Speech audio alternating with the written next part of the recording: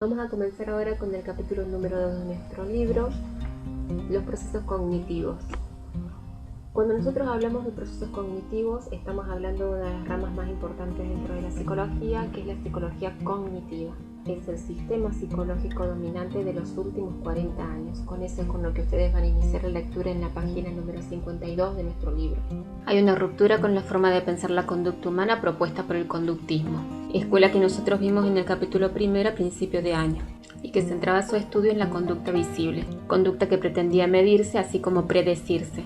Pero cuando hablamos de procesos cognitivos, estamos hablando de procesos que no se ven, porque los procesos mentales no se ven. ¿Qué estudia la psicología cognitiva? Lo que sucede dentro de la mente humana, teniendo la mente humana como una caja negra o caja imaginaria, donde vemos cómo funciona la mente, pero cómo aprendemos, cómo conocemos el mundo externo. Por eso hablamos de procesos mentales. Mediante estos procesos las personas adquieren conocimiento de los objetos. Percibir, atender, memorizar son parte de estos procesos que le interesan estudiar a la psicología cognitiva.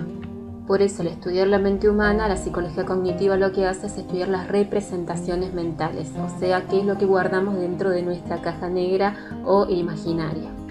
Aprender el mundo externo se da por medio de un proceso mental simple y de otro proceso mental más complejo.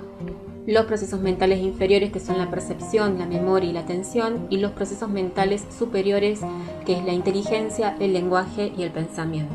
Inferior o superior no marca una cuestión de jerarquía, sino de estructura más compleja del pensamiento.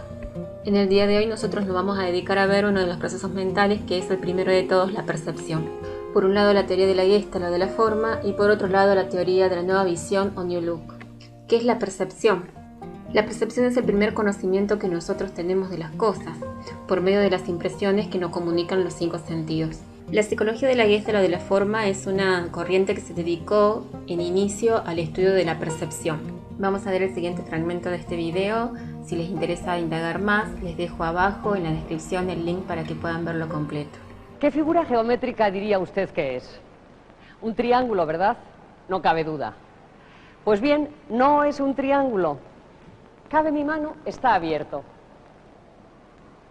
Como ve, es un efecto óptico.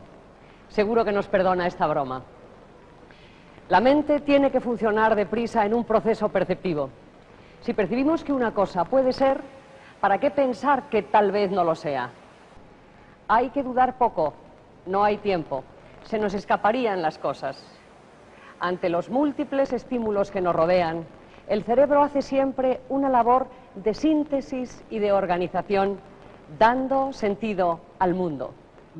Ante una imagen como esta, nuestro ojo ve en realidad rayas, puntos, agujeros, colores.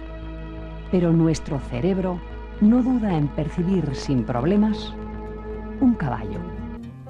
Este es un importante descubrimiento que hace la teoría de la Gestalt o la psicología de la forma, porque describe que los elementos de la realidad no son entidades aisladas, o sea, no las percibimos nosotros como si fueran cosas aisladas, sino que están integradas en una totalidad significativa que las contiene. Eso quiere decir que nosotros, nuestro cerebro, trabaja automáticamente para unir, ordenar o dar forma a lo que pareciera que posiblemente no tuviera forma. Se establecen así los siguientes principios o leyes de la Gestalt o de la forma.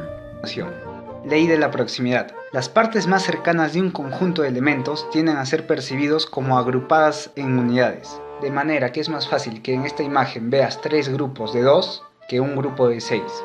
Al igual que en este ejemplo, las formas más próximas nos dan una idea de una unidad sólida, o en este otro, que diversos puntos nos dan la idea de la letra A pesar de que no esté de manera figurativa. La ley de cierre. Las figuras cerradas se aprecian mejor que las abiertas, por lo que prevalecen sobre estas, dando lugar a una forma más fácil de comprender, como en este ejemplo, que vemos un círculo y no una línea curva, o en este otro, que a pesar de la inexistencia del triángulo, lo vemos de manera sólida, o este un poco más complejo, que mediante círculos nos da la idea de un cubo. Ley de igualdad o semejanza. Cuando los elementos se parecen entre sí o son iguales, se perciben de forma conjunta. Por eso en esta imagen es más fácil que veas agrupaciones verticales que horizontales. Esta ley también se aplica por color. En este ejemplo vemos cómo se diferencia una línea negra del resto del conjunto. También se pueden diferenciar por tamaño, como en este otro ejemplo.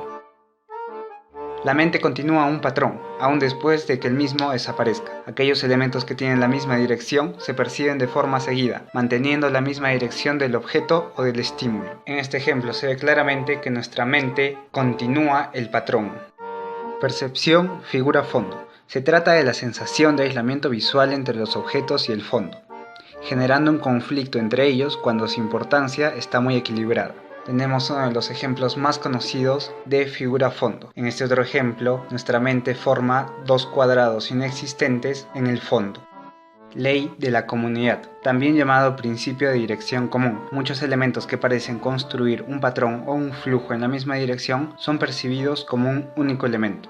Conclusiones. Hacemos simples las imágenes complejas. Asociamos nuestras percepciones con imágenes simples. Cuadrados, triángulos, círculos, líneas rectas, etc. Determinadas configuraciones cerradas se perciben como forma antes que otras. Existen figuras como los círculos, los cuadrados o las estrellas a las que tendemos a dar más importancia perceptiva que a los elementos aislados.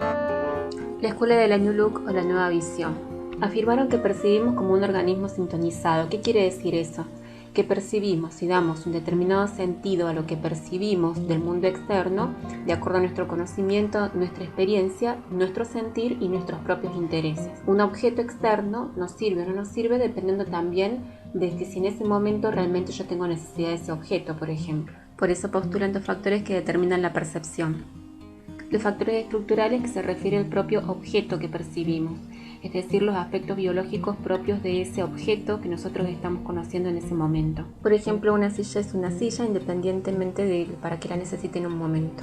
Y los motivacionales, que son los determinados por las personas. Yo determino cómo percibo ese objeto dependiendo también en ese momento de cómo me siento psicológicamente o de mis necesidades personales. Por ejemplo, el objeto silla es percibido por las personas dependiendo de sus necesidades en este ejemplo. Hasta aquí la primera parte de los procesos cognitivos. Continuamos entonces en la próxima clase.